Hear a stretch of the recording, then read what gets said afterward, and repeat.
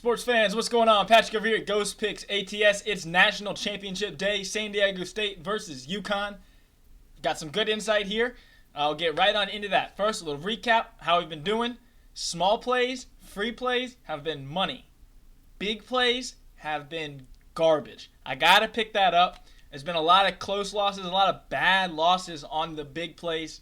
Small plays, though, and the free plays have been great. So, looking to keep those going and look to pick up the that one top tier a day.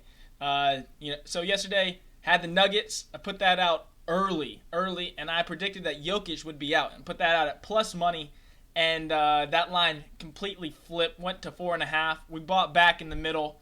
Was looking for that 1 to 4 point win by the Nuggets. Unfortunately, did not happen there. Did have LSU as right along as a top tier play. LSU women. Had them on the money line at plus 140, which was nice. So up and down the past, couple weeks. But the small plays, free plays have been hitting and look to keep that going here today. I actually am going to give you my top tier play of the day for free here today. So hopefully it gets everybody on board. And it's the national championship. So you can check it out over on TikTok. I've got a couple key facts, just national championship facts. Trend type things. I'm not big of a trend better, but when it comes to these kind of tournaments, trends kind of repeat themselves. So you need a good offense, you need a good defense, you can't turn the ball over, you need to rebound, you need to do those type of things. That's the kind of trends I'm talking about, not just this team's 8-0 against the spread in their past 8. Speaking of that, UConn is 16-0 against the spread, all wins by double digits against non-conference opponents this year. They've won every single one of their tournament games by double digits. Do I think that matters? Not one bit. So if you look at the teams that they've played throughout the tournament, as far as matchup-wise, compared to San Diego State, Iona forces a lot of turnovers. Rebounding, they struggle a little bit. Miami, guard-driven team, small. St. Mary's had no bigs by the second half. The one big got in foul trouble. The other big got injured in the first half. At the time he got injured, St. Mary's was winning with like a minute to go in the first half. So I think these games could have gone a little different. But then you got a game like Arkansas, where Arkansas shot their worst they have all year long from at the rim, which is unlucky.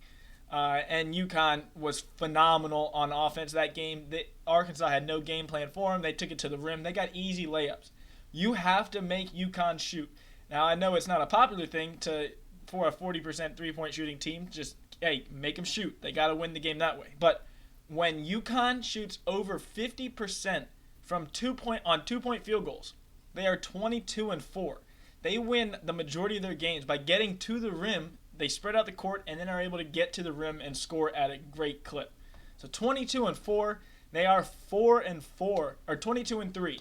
They are 4-4 when they shoot below 45% from 2-point range. So if San Diego State can compete, that's where they got to do it. Is at the rim.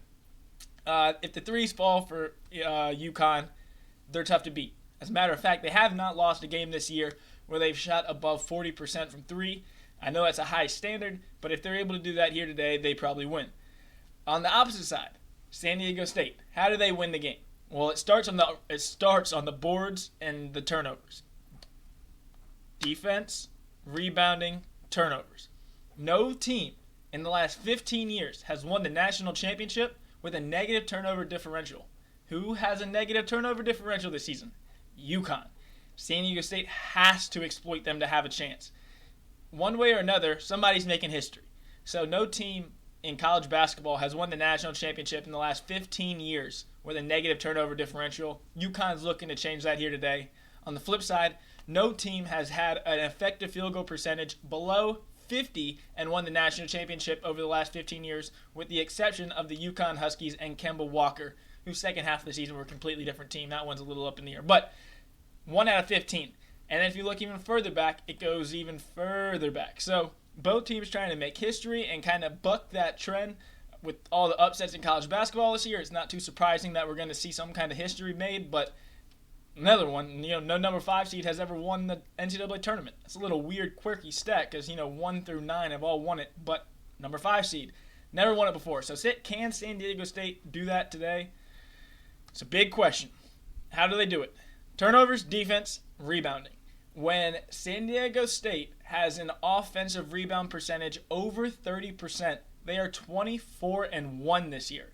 Why do they win those games? They're a phenomenal defensive team. They do everything right. The one area where they lack on is shooting, field goal percentage. So when they're able to get, a third of their misses off the rim and put those back up, that is when they equal out to a top 50, top 30, top 20 offense in the country, and that's exactly what you have to do to compete in these games.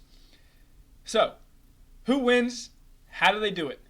If UConn shoots over 40%, lights out, sucks, tough. But you have to make them shoot. If you look at the games where UConn lost, a lot of them, Xavier, both times, they shot over 30 three-point field goal attempts. I think upwards of 37 and 35. Against Marquette, they shot 30 plus. When they get to the rim at will, like the Arkansas game, if these guys are getting layups at the rim, you're not going to win. I'm a analytics guy through and through all the way. Alabama, analytics heavy. The most efficient shot in the game is a layup or a dunk. It's not a three-point attempt. Now, that is contrary to popular belief, but the reason that I love spread offenses and the three-point shot is because it opens up the rim for layups, dunks, backdoors. Spread it out, do your thing. UConn, I think that we'll be able to do that, but this San Diego State team is the biggest, most, deepest team that UConn will face over at least during the tournament. I think it's going to be a phenomenal game. I will be taking San Diego State plus the 7.5. If the opportunity presents itself, if San Diego State goes up early and they take a 5 to 10 point lead and that line is ripe for the taking, I will be looking for a little middle. I think a 7.5 point middle in this game is right. While I do think UConn will pull this out, I think it's going to be very close. So if I can get UConn at plus money, I will be taking that live. So pregame, San Diego State plus the 7.5. I'm all in on them. I think they scrap. They've got the size, Aro, Mensah. They've got these guys that can bang with them. San Diego State also has something that I don't think can be measured on a numbers, data, that kind of thing. This is more of a qualitative rather than quantitative, which is what I'm known for. But qualitative handicapping, that wins games. What does San Diego State have that maybe 99% of other college basketball teams do not? They are a team. They don't care who gets the job done. The past two games, arguably their best player, Matt Bradley, has been on the bench at the end of the game. And what did he do as soon as they won? Stormed the court, was super excited. His press conference, he showed no emotion, no lack of excitement for the team winning. He was on the bench for both of the final minutes of the, when Trammell got fouled against Creighton in the back on that. Matt Bradley, their best player, was on the bench. They even called a timeout and could have brought him into the game, but instead the coach thought they had a better matchup going small and went to Trammell instead of Bradley. They ended up winning the game. Same thing happens against Florida Atlantic. They go big. They stop. Instead of calling a timeout, they let them play. Lamont Butler, historic, buzzer-beating, game-winning shot. San Diego State might just be a team of destiny. UConn is full of pros. I think that Jordan Hawkins is going to be potentially the best college basketball or best NBA player out of this college class. He's Rip Hamilton mixed with Clay. He's any team would be lucky to have him. I think he's going to fall far enough into the draft where some winning team is going to grab him, and he's going to make a big difference. But Hawkins, they bring Klingon off the bench, 7'2" freshman who runs the court like a freaking guard. He's 7'2" monster. If you look at any kind of fast break, he is right at the rim. You have to stop UConn in fast breaks. I expect San Diego State to be able to get back and pressure the three-point attempt. They're number 3 in the country in three-point defense. So there's a lot of things that go into this game. It could go a lot of different ways. If San Diego State gets in a hole, it could be trouble. If UConn is able to light it up from 3, they could run away with this one. If UConn struggles from 3, though, and San Diego State runs that slow-tempoed game, this is one thing I said on my TikTok over there. Pat Sports Bets TikTok. I think it's in the description of these videos. But UConn, in this, I'll leave you out on this note here, and bless you on this Masters week, on this final note. San Diego State won almost every game this year. Same with UConn. They're phenomenal teams. But San Diego State's 5 fastest-paced games this year, they lost 3 of those games.